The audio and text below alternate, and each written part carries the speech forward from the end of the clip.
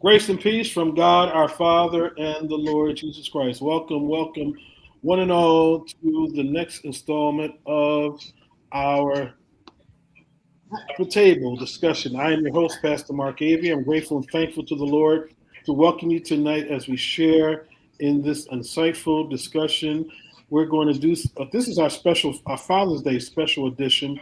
We're going to honor the life and legacy of the late Bishop Spencer Davis, and we're grateful and thankful to the Lord that we have several of his children and one of his grandchildren with us on tonight. I'm going to ask if you would do me a great big favor, invite a family member or friend to join in with us as we share in this insightful, dynamic discussion on tonight.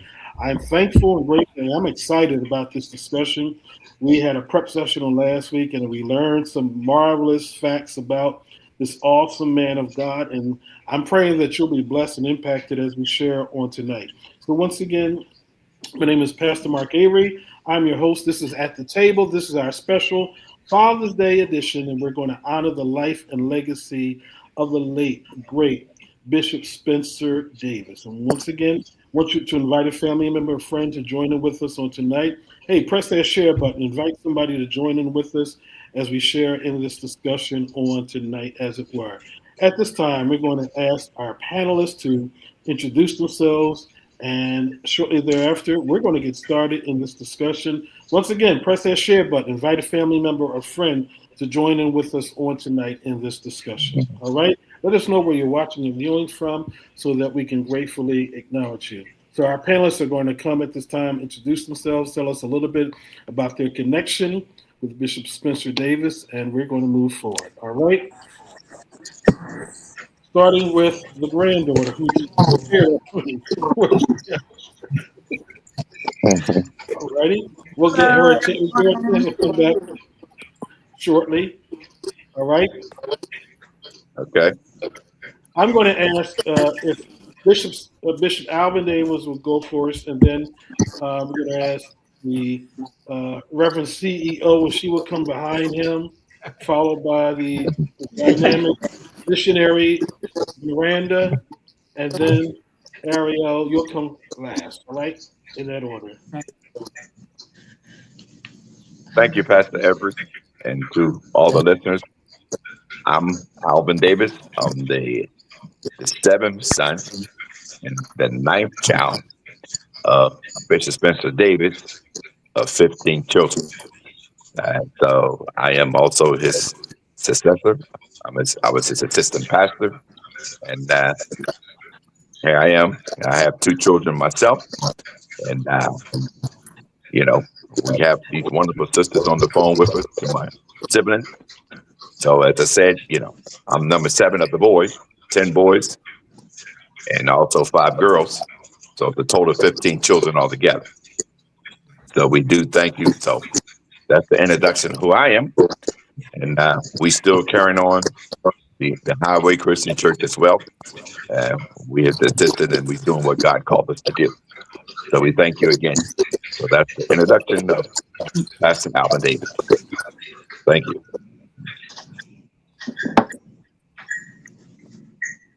Okay. So I proceed. Okay, I am Ivory of Burlington, better known as Avery. I'm known to a lot of the family members and friends that knew me. I am the 10th child of the 15. I am the third daughter out of the five girls. I am a widow. I was married for 25 years. From that marriage, we have three lovely daughters. We have Jasmine, Ariel, which is born, and my youngest daughter is Sierra. I have two grandchildren, one to Ariel and one to Jasmine. So that's who I am, and I am also the assistant CEO of the Highway Temple Deliverance, where Bishop Alvin Davis is the pastor. So thank you, Pastor Avery, for this platform. Amen. Thank you, Miranda. Hello, everyone. My name is Miranda Davis. I am the fifth child of my parents, and I am the first daughter of my parents. I am single and a member of the Highway Temple of Deliverance under my brother, Bishop Alvin Davis. Thank you. Amen. Now, okay, here she comes. Okay. Just in time. Just in time. I'm sorry, I'm having technical difficulties. But hello, everyone. Ariel Brewington. I'm Bishop Spencer Davis' granddaughter. I'm number 22 of 30 children. I am Ivrietta Brewington. And I'm here to have a great time with you guys tonight. All right. Somebody has a device on that's picking up feedback. I need you to either silence that or put it on mute because I'm still hearing just a little feedback. Okay? Just need you to control that for me. I think it's on Ariel's end. Wait, what is it? I'm hearing some feedback from your end. You have two devices on. You need to turn one completely off and turn the volume down. Okay? Mm-hmm. All right. Once again, we're so grateful and thankful to the Lord for each and every one of you that are here. This is a special Father's Day edition. We're highlighting the life and legacy of the late, great Bishop Spencer Davis. I came personally to know Bishop Davis in the year of 1972. It was the Apostolic Ministerial Conference in Philadelphia. I believe it was facilitated by the late Bishop Robert O'Dowd Sr. Bishop Spencer Davis, I believe, was the vice president of that particular entity. It encompassed great churches, and it was just a wonderful time. That was when we first got to meet Bishop Davis. We got a chance to meet the Petersons, Bishop Dowd, and several other great churches in the Philadelphia area. So rich legacy, rich legacy. So once again, as you're coming in, let us know where you're coming from, even if you're connected to the family. Now, I must say this. The Davis family, with some families, they get to certain numbers, they no longer have family reunions. They have tribal meetings. That's what I would say about the Davis family. And they'll tell you a little bit why I said that momentarily. They're laughing, but they understand why I said that. Right? Oh, yeah. We're going to get started. And before we ask a couple questions, I just need some information to share with the audience. Miranda, you're the oldest daughter, and Bishop and Ivy, you can speak to this. How many children did Bishop Davis have? Bishop and Mother Davis. Bishop and Mother Davis has 15 children. 15 children. Yes. And the first question we are asked usually when someone finds that out is, do you guys have the same parent? So yes. God bless your mother. Twins, no twins, Sure. all singles. Hey, wait, whoa. I was getting ready to ask that. Yeah. Did you say no twins? No twins. No. Twins. No. Lord have mercy. A lot of lookalikes, but no twins. Resemblance, but no twins. The reason why I asked that because 15 children, you think there would be a set of twins sprinkled in there. Right. But Mhm. apparently that's not the case. Wow. I was thinking that because my dad was a twin, Mm. and I was quite fearful when I was going to have children because Sure. I'm like, I did not want. Oh wow! Wait a minute. Somebody wants to come in. Wait a minute. Mhm. Like that. We'll get to that one, but what I was saying was that my dad was a twin, and they say twins skip generations, Sure. and I'm like, oh Lord, I'm hoping it doesn't fall on me. So I had two sons, 5 years apart, so I'm blessed in that respect. But Right. my son's my oldest son has a son and a daughter, and then my younger son has a daughter. No twins. So it may fall somewhere down the line, but Right. I want to know that just to make sure, what was Good. going on. But that's marvelous. Now, here's the other question before we get into the heart of the question. Just some facts. How many churches did Bishop pastor in Philadelphia and in South Carolina? Now, I'm told when we had our discussion last week, there was a correction. So Right. y'all handle that. Yeah. Right. Okay. Well, do you want to take a move? I can. You have the. Okay. You go ahead. Okay. So we have 7 churches listed that my dad Pastor Avery. The one he started initially was in Elmwood, Pennsylvania. He had one at 19th and Catherine Street in Philadelphia. And he built that one from the ground. Yes, he built that from the ground up. Yeah, that was built from the ground up. Mm-hmm. He has the one at 16th and Fairmount. Once my mom passed in 1994, then my dad moved back to South Carolina. So we had the one at 16th and Fairmount. We had the one in Morton, Pennsylvania, while he was still here. He had churches in Darlington, South Carolina, Centenary, South Carolina, and Marion, South Carolina. So that's 7 churches. Wow. So your dad had 15 children, and he birthed seven churches. True. Yes. Wow. Okay. Now here's another question, fact-finding question before I get into the heart of the discussion on tonight. Just trying to get some things in place for the audience. I pray that you're paying attention, audience, because we've had some trailblazers in the Philadelphia area that people may not know, but I think the history needs to be shared and spoken about, and we need to give attention to these men and women of God who blazed some marvelous trails for us, such as Mr. Davis. Out of those 7 churches, how many sons of the gospel or pastors have come out of those churches? How many his original sons? His sons out of the 10 boys, or just pastors in general? Pastors in general. Okay. Well, we had the late, which is Ella Willie Joe Davis. And we have the rest of the pastors. They are deceased.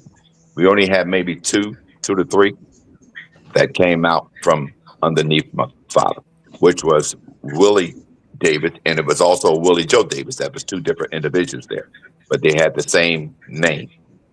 So we had Ella Willie Joe Davis, and we had a Willie Davis that came out from underneath my father. That turned out to be, and Willie Davis turned out to be a pastor. Willie Joe Davis, he passed away, unfortunately, in an automobile accident. Oh, wow. Yeah. Oh, my. Sorry to hear that. Yeah. Wow. Mm-hmm. And then we had his son as well too, which was the late Minister Mark S. Davis, and he passed away in the year of 1979. Yeah. Okay. Mm-hmm. Okay. I think, if I'm not mistaken, another sibling is on here. Gwen, First Lady Gwen Haynes. That's right. Hi. Hey. Grateful to have you with us. Thank you so much. Good to be here. Thank you. Now, everybody gave a little tidbit about where they fall in line in terms of sibling. Can you tell us where you fall? Sure. I am number 14 out of the 15 children. So if I understand this correctly, I just need you to turn something. I'm getting some feedback from your end. Okay, I'm turning it down. Is that better? That's a little bit better. Okay. So if I understand you correctly, you're toward the latter end of the New Testament group of children, and Moran is a part of the Old Testament. Sure. If you want to put it like that, I don't want to offend Miranda. No offense. But this has been good. Just want to share some information with the audience and background so we understand what you are. This is good information. I'm getting some feedback. Yeah, you're getting the echo from somewhere. Yeah. Somebody has a separate device. But we'll move forward. Okay. Alrighty. Our first question. We're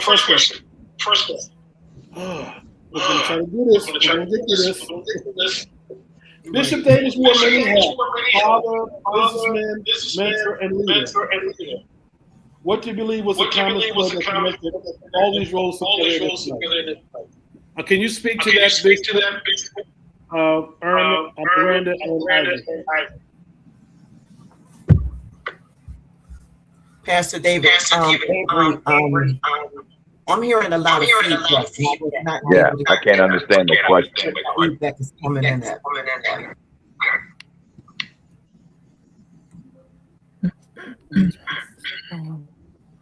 Okay. Can you hear me now? It's still echoing.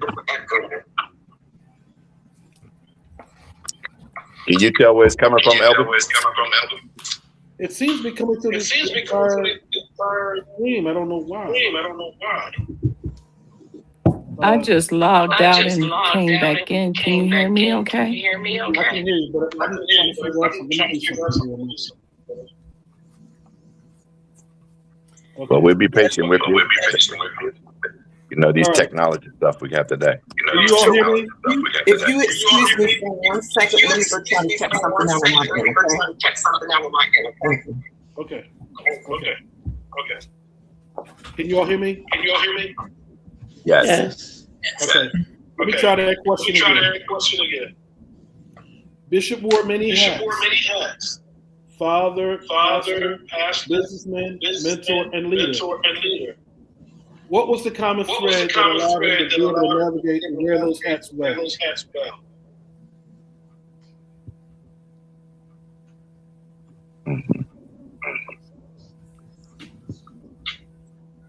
Bishop, you can speak to that, or Miranda, or even you can speak to that. Yeah, you all can hear me. I think the only part I heard from Pastor Avery was he wore many a hat. He was father, he was pastor. Businessman, I think that, mentor, and leader. He was a business. Sure. Yeah, he was a businessman, entrepreneur, as we said before. That certainly we well know that he pastored all those 7 churches. All 7 churches that we mentioned, he was the only presiding pastor at that time. At that time, he didn't have no assistants. Pastors was appointed under him at that time. So he preached at every service or every church we went to. Now, unless he wanted, maybe his son was the late Minister Marcus Davis, was at that time until he deceased. But he was certainly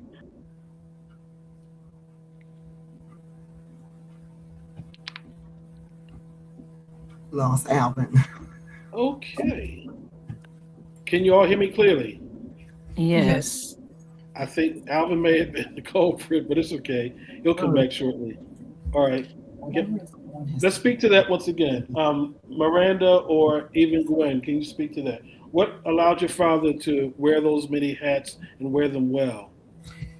Well, I think what allowed him to do that well was having a good spousal support. He had a good wife that was faithful and dedicated to him. She was very faithful to the ministry as well as to her children with, raising her kids and everything. So I felt like, it was a lot of it was her as well that helped keep everything going. And help keep everything afloat, because you can't have 15 sons and daughters and do it all yourself. I mean, she was a big asset to, I mean, every part of the ministry, everything that he did, you know.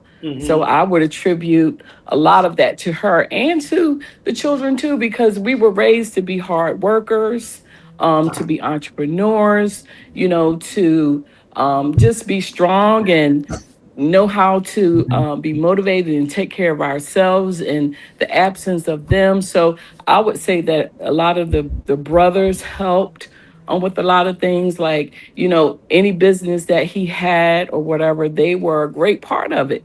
You know, if he had buses, they drove the buses. If he had buses, oil trucks and different things like that, some of the brothers, they worked on those trucks when they were broken down and different things. So I think it was the whole family all together that helped, you know, make his success, honestly. Excellent. I'm back. Sorry. Okay. That's okay. The feedback is going. Whatever somebody did. That's good. Okay. You want to speak to that, Alvin Bishop? And what was that question again? The same one you asked before? Yes. Yeah. As I said, you know, he wore many hats. As I said, you know, he was the pastor, you know, and as I said, you know, he was not only that, as I said, from there, he was a businessman as well. And he had quite a few businesses. You know, we had our own bus company at that time. He was one of the first pastors that I know to have charter buses. I mean, he chartered the buses out to whoever wanted to rent them, whether it was a church, whether it was a personal group or what have you. And as I said, you know, he had the buses and he had apartment buildings, and that would compensate for some of the saints that didn't have a place to stay. He gave them a place to stay in apartment buildings. And he had the oil trucks. He would provide if the saints needed oil. You know, we was burning off, a lot of homes was burning off of oil back then. And he had that business as well. And as I said, he had the stores. He had actually 3 grocery stores. And they was within 4 or 5 blocks from each other. He had one on Fairmount Avenue, 16th and Fairmount. He had one at between 18th and 17th and Fairmount. He also had one at 20th and Fairmount. So, and also he had the restaurant that was next door to the grocery store, was at 16th and Fairmount. And most of the girls probably forgot that we also had 40th and Haverford Avenue. Y'all forgot about 40th and Haverford Avenue. That's right. So 40th and Haverford Avenue would make it the 8th church. The 8th church. Wait. So there was another church? Yes. You're right. Yes. He had another church. So 40th and Haverford was the 8th church, but that's in the back of 40th and Haverford. That's where we used to park the buses at. But on Haverford Avenue side, he had converted that over to a church. And whatever building he had his hands on, it was going to be a church involved somewhere. So that's just the way he was. And so that was the 8th church that we had there on 40th and Haverford. And that was the bus garage on the opposite side. So, as I said, you know, we was well taken care of. And he was one of the most entrepreneurial pastors that I have ever met, even still to this day. You know, when I look back into the history and all that he had, I don't see nobody that can compete to or compare to what he done. So you said you gave a list of what I'm thinking remarkable. Supermarket or food store. Right. 3 of them. Fuel trucks. Right. Passenger buses. How many passenger buses? What was the size of the bus? The bus was the regular size of a Greyhound bus. It was a 50. It was a 50 passengers. They was just the same as the Greyhound buses was. We had approximately 4 of those.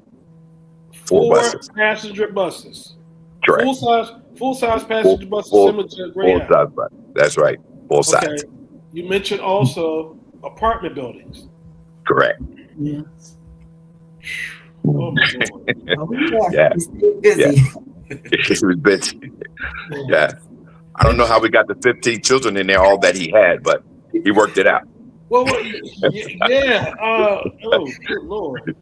Okay, He I worked need it to ask. I'm glad to have a representative of the grandchildren on Ariel. She's going to help me with this question right now. I need you to focus on this one, and then I want the siblings to come in. As a father and grandfather, speak to the grandfather area. Then I ask your mom and your aunts and uncles to speak to this one. What were some of the values or life lessons Bishop consistently modeled at home that still shapes you today? Believing in God, having a strong faith in God, and knowing that God is real. My grandfather, he would always like quote many scriptures. He had a few that stick with me. They're still with me today. One of them, and this is probably my favorite, he says, if God is for you, who can be against you? And help me to, go through life. And so, yeah, mostly it deals with everything kind of, when it comes to my grandfather, a lot of his messages, a lot of his lessons can always take you back to God. Mhm. Excellent. Okay, now as a father, Miranda,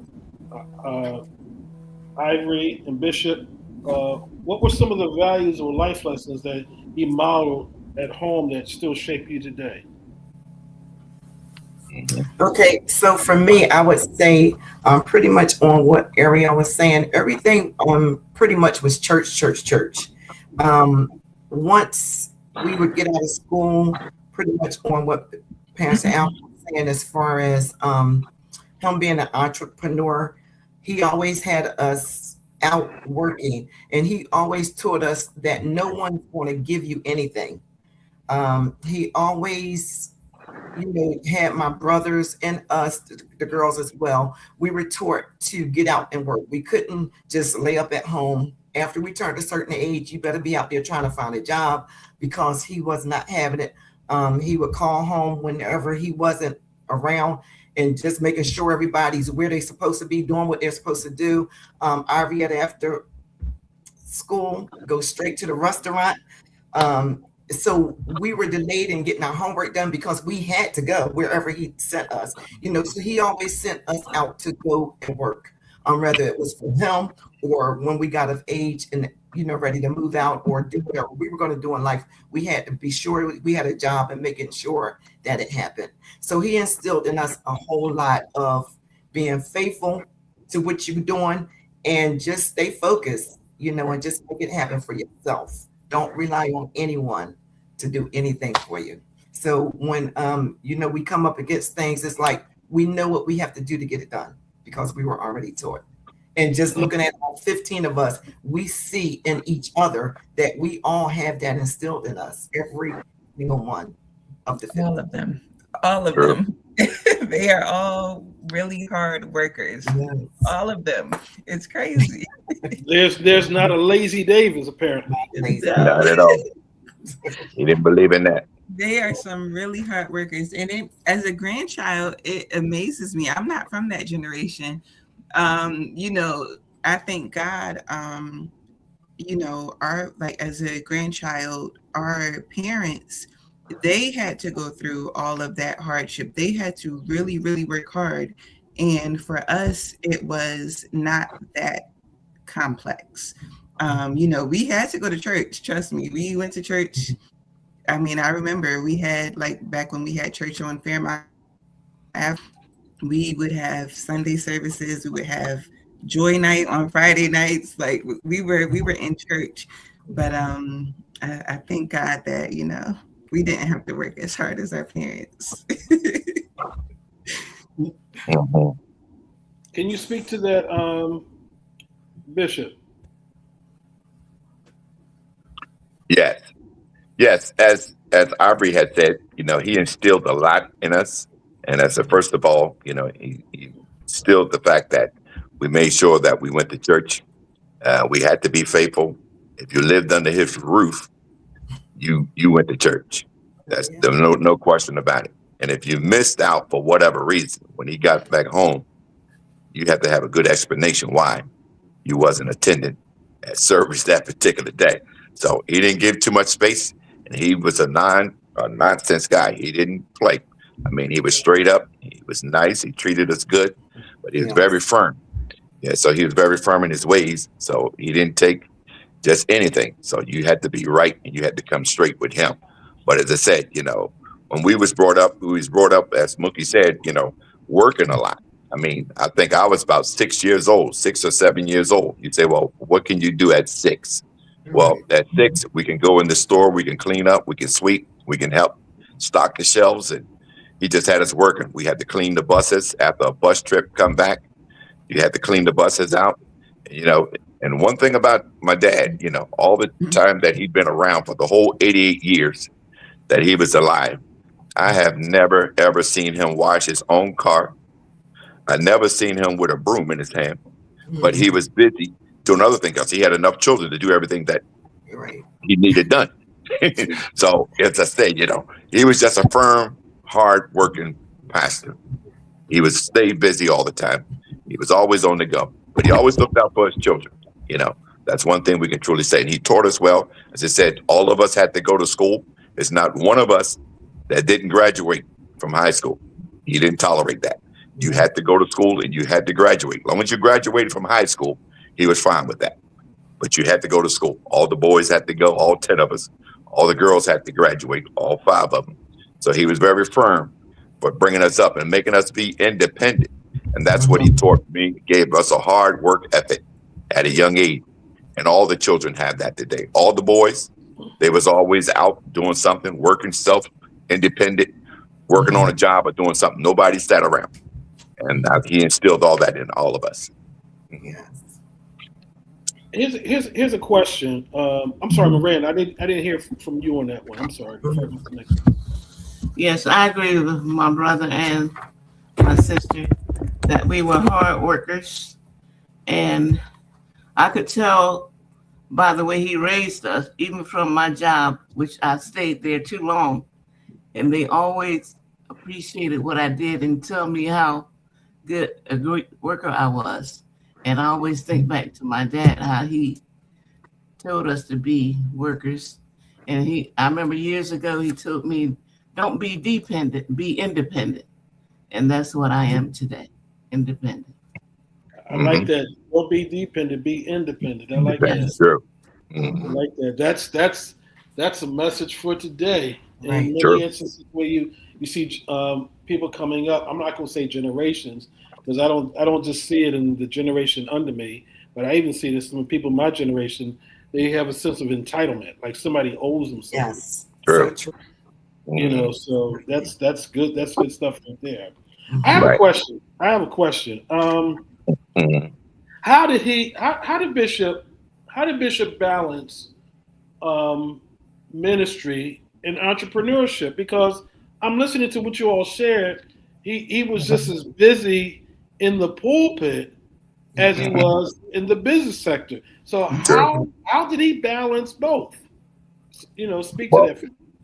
Yeah, it was a difficult job. And the good thing, as I said, before the late minister Mark S. Davis passed, he was certainly a right hand to my father. And before the late Deacon Spencer Davis passed, he was a right hand pillar to my father as well. And then along with the other siblings that was always there, that he relied on them to do A, B, and C. As I said, if the bus business, he relied on Spencer Jr. to take care of most of the bus business when he does the trips and everything. He would handle all that. Minister Mark Davis would handle it. The store, he had good people around him, like the late Deacon Raymond Murphy. He was a great pillar that assisted him in many things as far as his business-wise, other than the church as well. So he had great help, which is kind of hard to find that type of help today. But back then, he had some great, great brothers and great, great sisters that was really supporting him, that was really helping him. So that's how he was able to make it through. So if I hear you, I'm hearing not only did he have good help, he was wise enough to know that he had good help to delegate good help around him.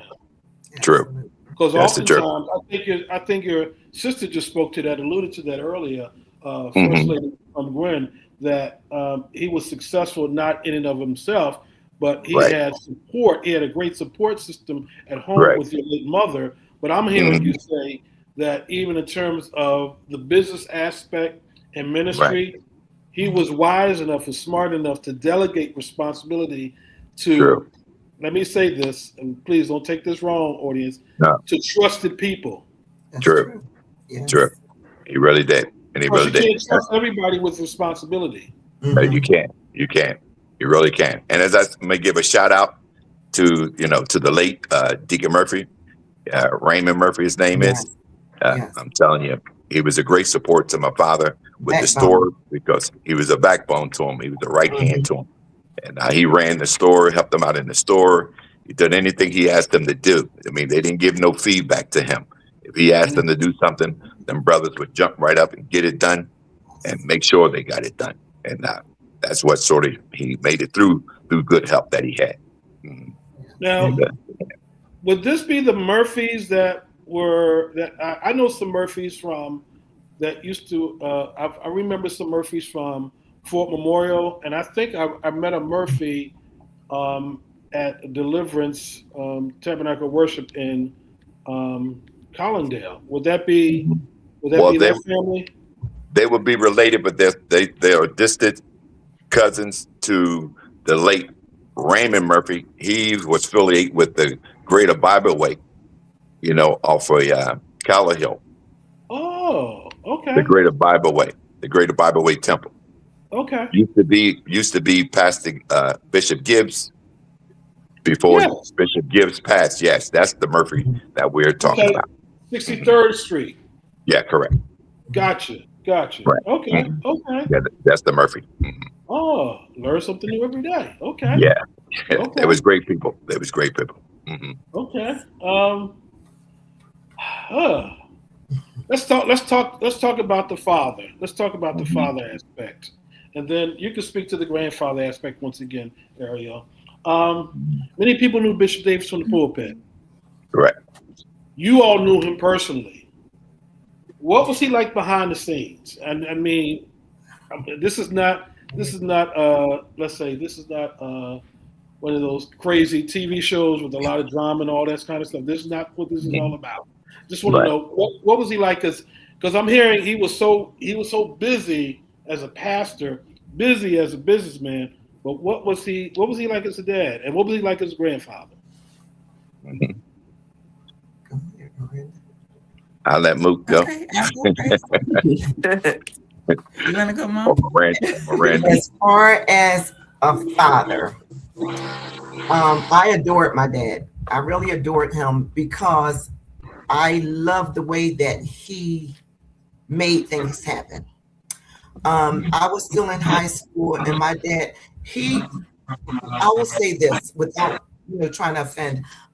My dad, any parent that has children, they know what each child will do when you ask them to do something. They know how quick they would move to do it or how slow they would move. My dad would always ask me, he would give me the keys to his car. He had this nice, brand new Lincoln. Mhm. He Yeah. gave me the keys to the car because he was trying to handle some business. Like he was out trying to buy another building. He needed documents signed. So he gave me the keys to the car. He said, Mookie, take these keys and I want you to drive home, go home and get such and such papers from my room, ask your mother. And I went home, drove his car. I just knew I was somebody. I was only in like 11th grade or 12th grade. Right. And I went home and got those papers. And my dad trusted me. So I loved him for that because he knew who he could rely on. And my dad was always very firm. I'm not going to kid you. Woo, when I tell you, some of them brothers of mine got tore up. Mhm. And we just always had fun, Pastor Avery. It's not like we're on here trying to be somebody that we were not. We had some good times and we had some bad times where, my dad was very firm and he meant what he said. And Right. when he did it, you already knew to move. I remember at one point, and I'm just talking about an experience that I had. I used to hang out with my friend Diane Murphy which was Deacon Murphy's daughter. So I would always hear Diane respond to her dad, and her dad would call her, and she would be like, "Yeah." And so I said, "Oh, okay, I'm gonna go home and I'm gonna try to say yeah to my dad." My dad called me. He was like upstairs. He was like, "Mookie." I was like, "Yeah." He said, "Yeah." I said, "Sir." Right. But that's how he was. I mean, he let me go because I changed it up real quick.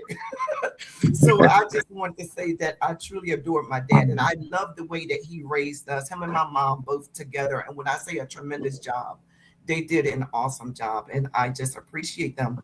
He was awesome, strict, but meant what he said. Yeah. Very well said, Moot. And like I said, I can agree with exactly what she said because he was a very firm man. And as I said, he was loving too, and he was one of a kind. And as I said, if he loved all of his children the same, I would say.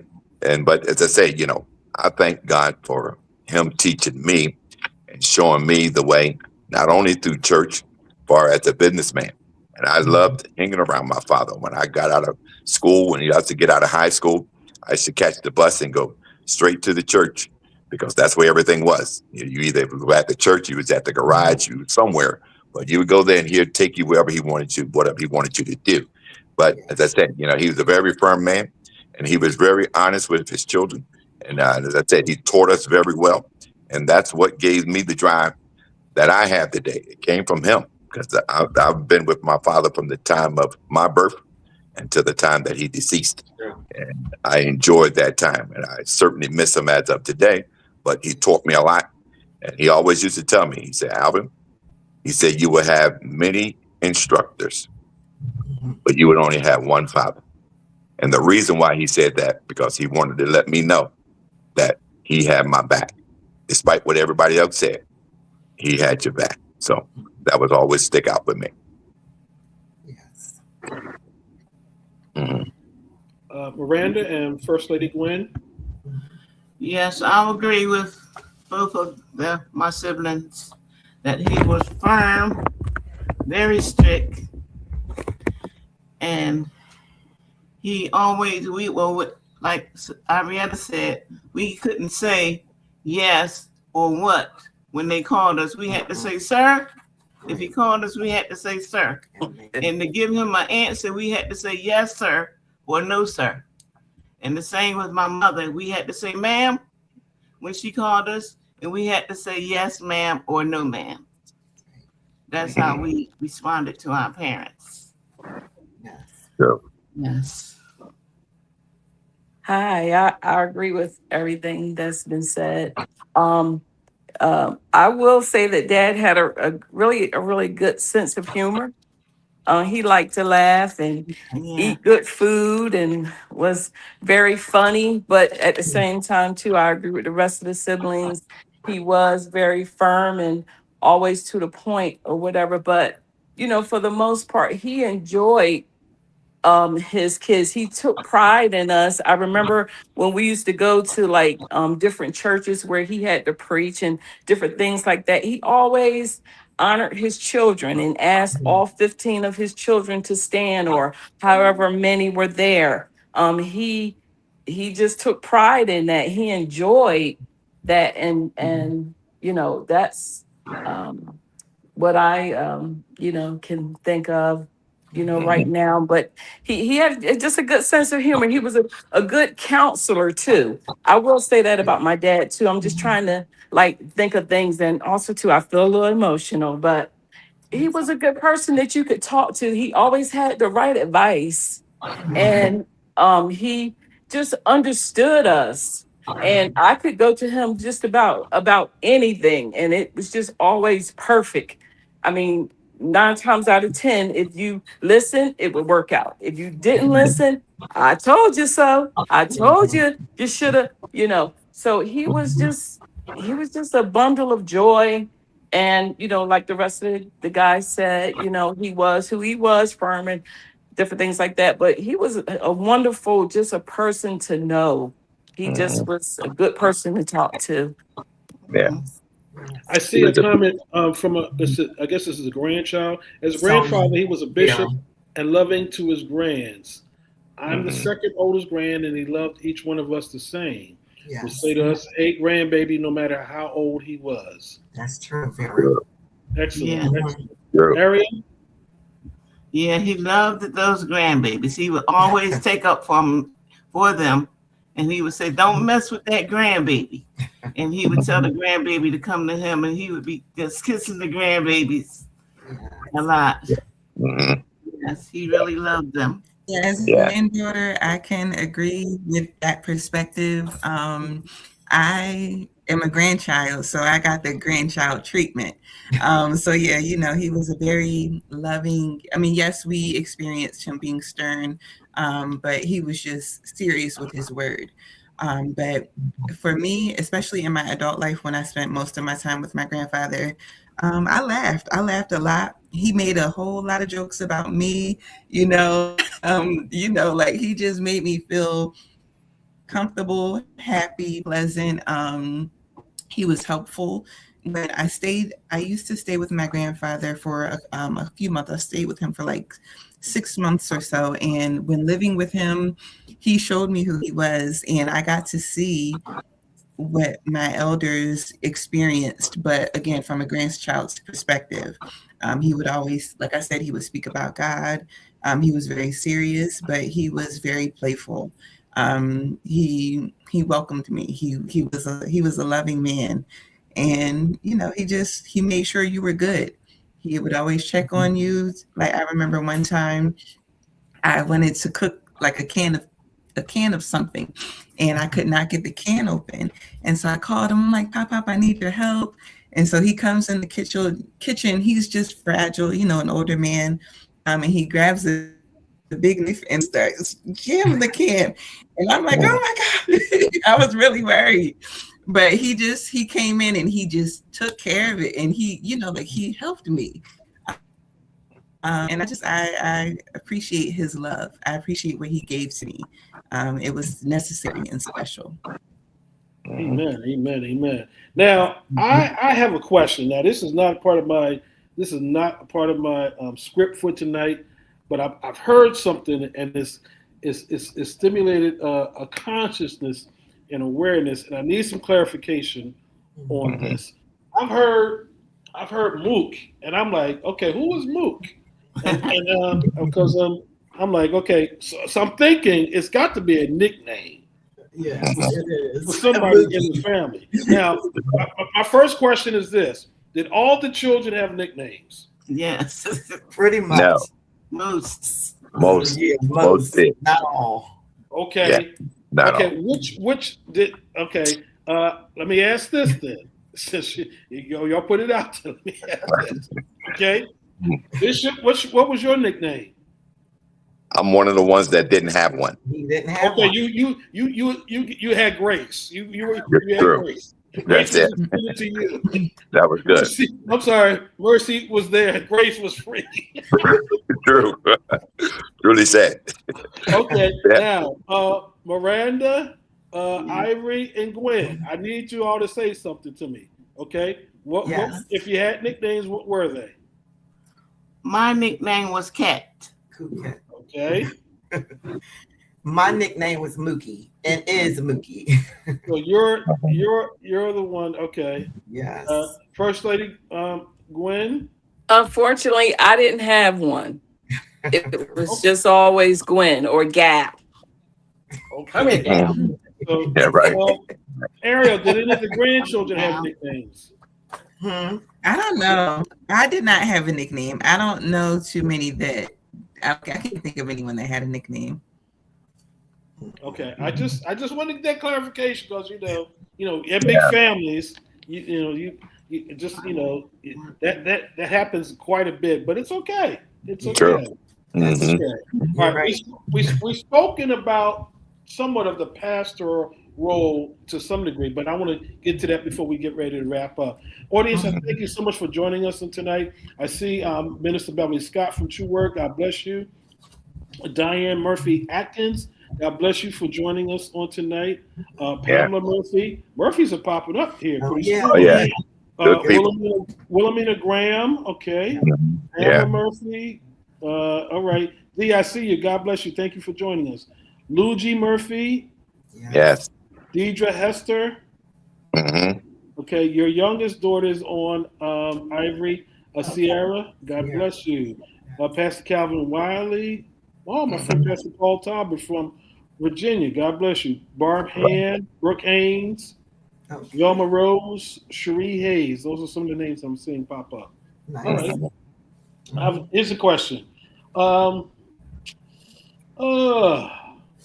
As a pastor, what was his unique approach? What was his unique approach as a pastor? Because I'm thinking Bishop was pastoring multiple churches, and he did a lot of things that I think were way ahead of his time. So what was his pastoral approach? Was he a hooper? Was he a scholar? Was he a teacher, preacher? Okay. What was his style? I said he was a scholar for number one. Yes. And I would like to just take a minute to break there for all those names you just called. We all are family. Everybody that you just mentioned, God bless them all. We all started out underneath my father, from the Wallies on back to every name you just called. But yeah, he was a scholar, and he always believed that nobody couldn't beat him in the word. That was the number one stand. If you was wrong in any error, he would tell you that, listen, he would know that he was right and you would be wrong, and not let you confess to turn over to be right. And as Arena has said before, he always said if he could show him that he's wrong, he'll eat the page of that you showed him that he's wrong and whatever he's disputing about the word. And he was a sort of he came up as a little debater in a way. He abated his opponents to those that really wasn't teaching the actual way that he believed. But his home family church, he loved us all. But he was definitely a scholar in the word. There wasn't too many people that can go against him when he came to the word. Mm-hmm. That's true. Yeah. And I remember many years ago, I said to my dad, I said, Dad, you are a wise man. I said, I wish I could be wise like you. He said, you are, because you are part of me. Right. And I never forgot that. Yes. Yeah, true. Mm-hmm. Yeah. Definitely. And if you said Pastor Avery, as you know, as I said, he was definitely a scholar. He was a teacher and a preacher combined into one. You know, he would teach for a while. He would teach for almost like a half an hour to 40 minutes. And then after he finished teaching, he'd jump right into his preaching. He was one of them hooping guys too. But, you know, he had the skill, you know, to combine them all together and do them all. And it was all good, whatever he did. It was all good. Right. Yeah. I want to speak to one aspect when you said that he would challenge and he would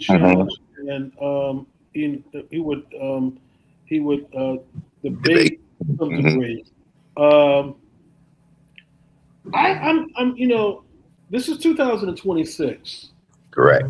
And I'm almost to the point that I kind of shied away from this for years, but I think, you know, seeing how the church has changed and how post-pandemic primarily, Correct, and how ministry is being presented in many instances, I almost think there is a need to have a sense of, I would say, scriptural confrontation, because there's so much false teaching, true, so much false doctrine that's being disseminated nowadays. And one of the things that we don't speak about too much in ministry in terms of preaching and teaching of the gospel is that we are called to be defenders of the faith. True. You got to defend. That's the word. You know, that's the word. So I think that you know, we're in a generation, we're a time, and I don't mean to get off on this, but I think we're in a generation and a time where we're more concerned about people's feelings than their souls. That's True. True. Mm-hmm. Yeah. So I And think that's we what need we to missed. understand we Mhm. have to defend Right. the faith. True. We have to. I agree with you 100%. And like I say, that's why, the older pioneer guys that we had, the pastors that we had, most of those guys are off the scene now. But as I say, he was one of those ones that stood for the word, and he would challenge you for the word, not to embarrass anybody or any Yeah, sort like yeah. that. He just wanted you to know the truth. And Mhm. he was just one of those guys that would just challenge you. But as you said, today, this day and time, we have so much false doctrine out here, and you got folks say, "Oh, well, leave him alone. Don't worry about it. Let him do what he's going to do, and let me do what I'm going to do." But I think we at the point now where we definitely need to challenge some of what's going on out here. We can't change the world. We can't save the world, but we can No. tell the world about Jesus. So Absolutely. I think that's what we need to do in this day and time, because things are very, the way things are. You go see all this on TikTok, social media, from one thing to another. There's definitely we need a change. It's just too much going on, and it's just not the truth being told. Absolutely. I'm going to extend the time a few more moments because we had some technical Mhm. challenges a little while ago. I was going to ask one more question, but I'm going to ask two questions before we wrap up. Is that okay with Okay. everybody? Absolutely. Okay. All right. Now, here's my next question. Highway Christian Church became a place of impact for many lives.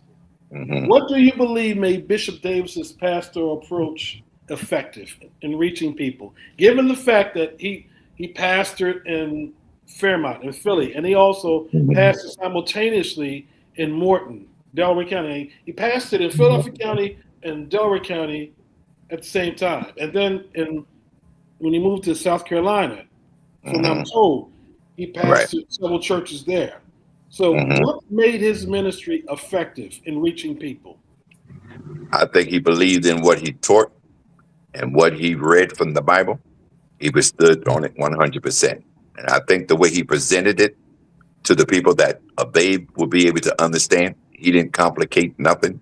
He was just plain straight up, whatever came out the word, that's what he taught. And I believe that's what made him the person that he was, by being firm, by being truthful, and want to help, and was concerned about souls being saved. He had that charisma about him. He had it. Excellent. Ivory? I totally agree with what Pastor Alvin said. He really believed everything that he taught, preached. He believed it, and a lot of people came into the ministry under my dad because of the way that he taught and the way that he was, the way that he carried himself, and him being such an entrepreneur. A lot of people, flocked into him with him, and like Pastor Davis was saying, he had some really good Bible scholars with him because, his children growing up, we were young and we did what we did as we got of age. But like he said, he had a lot of scholars amongst his ministry, such as Deacon Murphy, Elder Joe Davis, and Trustee Mitchell. He just had a lot of people, adults, I would say, because we were younger, coming up, and they helped him in his ministry. So we give a thanks to them as well, because we're still in touch with a lot of their children. So we appreciate all of that and everything that we were taught, and the friends and the relationships that we had is what got us to where we are today under his teaching. So we're on with that for sure. I knew there was something I forgot to mention. Speak to the radio broadcast ministry. Right. Now, yes, the radio broadcast ministry was a live radio broadcast ministry. As we said, we done that on Sunday morning at 9:00. That was our first service, was the broadcast. Now, he done that for years, on WHAT. For years, he ministered on that. And that's where we started out, working more so in the church with him, because the live broadcast, when the gentleman used to come and set up, he had to get everything set up at a quick, really very fast and space time to get the broadcast on at 9:00. So Mhm. all of us, was pulling extension cords, plugging in this and plugging in that, trying to help the gentleman get set up. But the broadcast ministry was a great part of his ministry that started him out, reaching out, to the world. Bishop, Ivory, Miranda, somebody, please give us the typical Sunday schedule that you had. Okay. Somebody, the audience needs to hear this. Yeah, right. Okay. So Sunday schedule, as Bishop Alvin said, Sunday school. Well, we had the broadcast first at 9:00 in the morning on a Sunday. You should have seen us on Catherine Street trying to get dressed for church. Everybody had to be out the house. Some of the older brothers, my dad would leave and go because he had his car full. Then the rest of them were coming, and they knew to be there on time. So 9:00 we would do the broadcast. Everybody was there. All the families that were there helping and supporting my dad, they were there as well. So after the 9:00 service, what did we at the 9:00, Miranda? What time was the morning service? Sunday school. Sunday school 10 at 10. Mhm. Yeah. Okay, 10:00. Go ahead. They're older than me. So let them go ahead. Oh, don't call them. 10:00. Okay, so go ahead. 10:00 was the Sunday school at 10. We And then had after Sunday school, 12 we had o'clock. breakfast. Right. We have. you take a little break. You give about a half an hour break, like 11:30, and the service time, regular service, morning service, would start at 12. Yes. And that did not have a time to end. You couldn't say it was going to end at 2. It was going to end at 3. It ended when he was ready to end it. And most time when we got done, the morning service at 12, it was approximately about 4:00, somewhere around the 4:00 when we got done the 12:00 service. Then we had a break again. Then we would have an evening service. And the evening service would start anywhere between 8:00 at night. Right. 8:00 that night. We started 8:00 that night. No telling what time we got out. It'd almost be 10:30, 11:00 that night by the time we got out. And as I said, on the first and second Sunday, we would go to Morton. Yeah. After we done had our morning service, we had our little break. We go to Morton. We have to be at Morton service sometime maybe about between 5 and 6:00 p.m. in the evening. That service wouldn't get out to maybe like 8:30 and 9:00 or sometimes later. And then it was periodically after we left Morton, we used to come back to Highway and have another service Right. back at Highway after we done got done all these morning services from one thing to another. I mean, we was in church all day and night, I'll say, on a Sunday. You might as well just prepare yourself for a full day on a Sunday in Highway. And that's just where it was. And nobody questioned him. Nobody came up against him about the time period. We've been in one service. We've been in another service. Everybody just went along with it. Everybody was supportive. Yeah. And those that had to go for whatever reason, whether it was the job or whether they had to do. It was what it was. But most time, he had the full support Mm-hmm. of everybody. Yeah, it was amazing. We tried that today. It wouldn't work. It wouldn't work. It won't work today. No. Not at all. It Not at wouldn't all. work today because there's so many other distractions that you didn't have back then. True. I remember stores and restaurants and things were not necessarily open on Sundays back in the day. True. Supermarkets. That's true. The markets and all. Something called the Blue Mhm. Law. Yeah. True. True. Sure. So life was different. Yeah, it's big.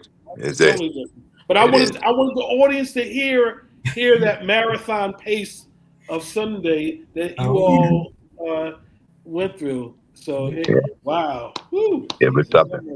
Yes. Yeah, it was something. I tell you. We weren't too far from you because on the flip side, our Sunday night broadcast is on Sunday night live at 9 p.m. Wow. Mhm. Mhm. So Okay. yours is at 9 a.m. Ours is at 9 a.m. So Right. I get that. I get that. So Right. woo. Right. Okay. Yeah, I tell you. Yeah, but those are good times. Like I said, Yeah, most they of the are. listeners that's on, Yes. from the Wally family, and they was part of the church family as well. The Wally family, Mhm. their father was a minister at Highway as well, and we can go on and on and on. But as I said, most of the members or those that's on the line now know that they was part of the church too, and they can witness to what everybody had said. Wow. Mhm.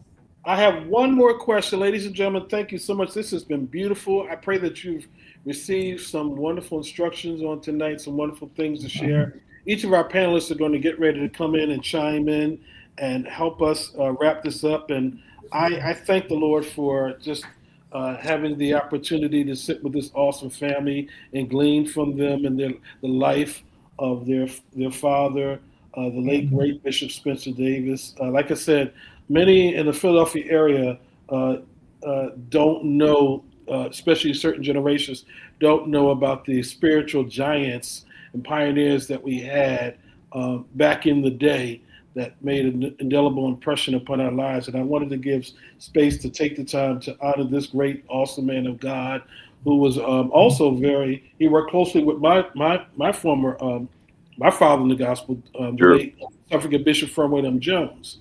Sure. So just wanted to share this information so the audience and generations under us could get to understand some of our rich history, not just history, but rich apostolic history. Sure. So we're getting ready to wrap up, and all of our panelists are going to get ready to share some insightful things on this last question that we're going to share at this time. So once again, we thank you one and all for joining us. Anthony Mitchell, Diane Murphy Atkins, once again, thank you for joining us on tonight. Here's my last question. Every great leader leaves a legacy behind. Leaves a legacy beyond titles and accomplishments. When future generations hear the name Bishop Spencer Davis, what do you hope they remember most about his life and character? I'm going to ask Ariel as a grandchild, will she speak to that first, and then the siblings can come behind her.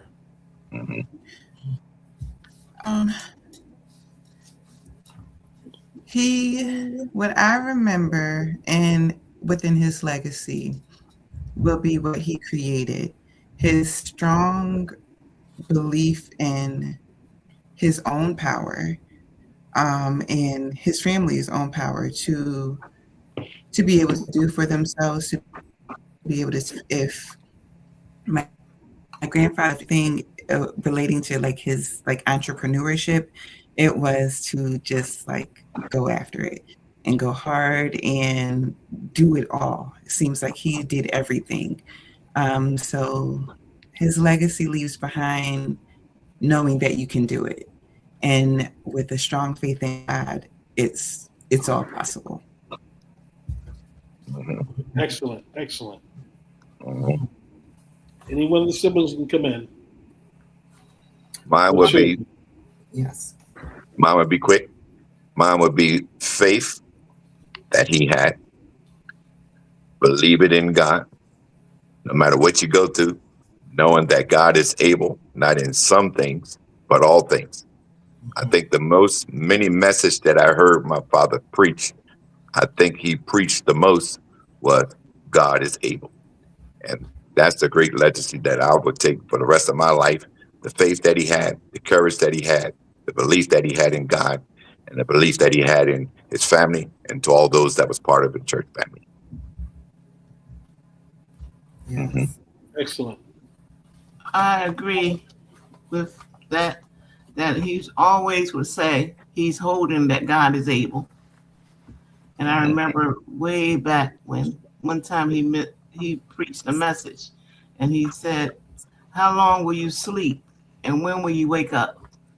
I never forgot that message. Many years ago. Yes, I agree with that. He definitely held on to his faith till the very end. He would not let go and refuse to let go because he truly believed that. And as many said about my dad, he always believed in what he taught, and he would always tell us, use what you got. Sometimes some of the people were late at church, coming to church or whatever, and they call up the choir or anyone to do whatever you're supposed to do. He just said, use what you got. Not use what you have, but use what you got. Okay, so that was a big thing from my dad that we always hold on to. Hello. I would say that mine was strong work ethic. Again, I agree with the other siblings too. He was big on faith. And I believe that that's what is keeping us all and, allowing us all to become successful today is that faith that he taught us to have. So that's pretty much it for me. It was big on faith, and that's how I am today. Big on faith, believing that I can conquer and do whatever I set out to do. Yes. Mhm. Wow. This Yeah. has been marvelous. This has been marvelous. Ladies and gentlemen, brothers and sisters, I thank you tonight for joining us for this special Father's Day edition of At the Table.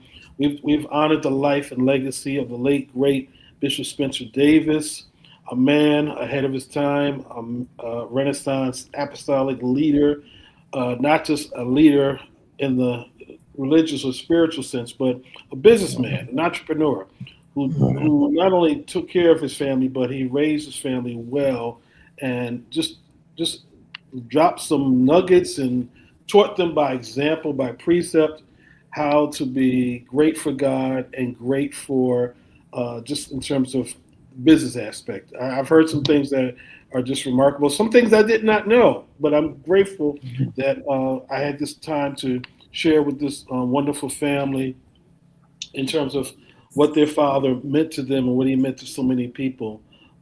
Thank you, First Lady Gwen, for joining us tonight from Texas. Thank you so much. Thank you, my dear friends, Miranda, the Reverend CEO, Ariel. Thank you for your comments as the representing the grandchildren, and my dear friend Bishop Alvin Davis, from phenomenal man of God. Once again, we thank you so much, ladies and gentlemen, for just taking the time to join in with us on tonight. Thank you for your patience in helping us to navigate. Like I said, we had some technical challenges a little while ago. We were not dismayed, but we made it through, and I'm just grateful that we were able to hear the comments and hear the responses from this awesome family. I'm walking away feeling inspired, motivated, and energized, and understanding that there's actually, we all have challenges, we all have difficulties, but when I hear Bishop Spencer Davis's story, and I hear the remarkable way God allowed him to overcome and persevere, it just gives me greater motivation to keep, as they say, keep on keeping on. So I'm grateful and I'm thankful for. I didn't know him personally, but what I'm hearing tonight, I'm grateful for knowing his children and knowing some of the grandchildren, some of the family. I'm sorry, some of the tribe. Forget family. Good way to put it. Forget family, the tribe, because when a family reaches certain numbers, they are no longer having reunions; they're having tribal meetings. The Davises are large and strong and powerful. So thank the Lord for knowing them and having the opportunity to get to know them, and just thank the Lord for just this space and opportunity to get to know them. In parting, like I said, this is in terms of Father's Day. Those of you that have your fathers with you, take the time to love on them, appreciate them, and honor them. My father left prematurely in 1991. My father passed at the age of 54. So I've not had my father for a good portion of my life, but I'm grateful for the lessons and, the lessons and the life that he led before me. I encountered people that, that knew my dad, and they share so many wonderful things about my dad. So that does my heart well. Yes. Now that I'm a dad and a grandfather, I try to make certain that I pass down those principles, those things that I received from my father. So I'm just grateful for that. But when you have a great father, such as this awesome man of God, you're just grateful and thankful. So I can say that Bishop Davis did well. He raised his children well, even his grandchildren. You rise up, and I know I'm not taking this out of context, but he was a blessed man. And he did well. He did well. God knows he did well by 15 children. Mercy. Woo! Jesus. He had to be a strong man. Oh yeah. Had to be. Because I'm looking at two of the daughters. I'm like, how did he do it? How did he do it? Bishop Right. Albert, I don't know how he did it. Miranda I don't and know. Ivy, how did Yeah. he do it? A lot of prayer. Right. God was able. Those are my friends. Lot of prayer, lot of Yeah, I prayer. got clouded a little bit. But we certainly appreciate you, audience, for taking the time to share with us and to be with us. Pray for us. We're looking at the next discussion would be held on the 23rd of June. I'm working on some things. I'm putting some things together. So pay close attention to my page. We'll put that information up at the appropriate time. But we thank you. We thank you, Bishop Alvin Davis. Thank you, We man thank of you. God, for joining us tonight. Thank you. Thank you, Miranda. Thank you, Ivory. Thank you, Ariel. First Lady Gwen, thank you for joining us as well. We certainly appreciate you and thank you as well. So in parting, I want you to take this time. Father's Day is coming up. Don't do the fathers wrong. You know, the comedians say Mother's Day, you can't find a place in any restaurants. Father's Day, come on in. You can sit anywhere you want. Don't do the fathers like that. Treat us good. Things in your life well. Like that. Things in your life Right. well. As we get ready to close, my name is Pastor Avery. Thank you for joining us tonight at the table. I want you to share this with you. I want you to remember this.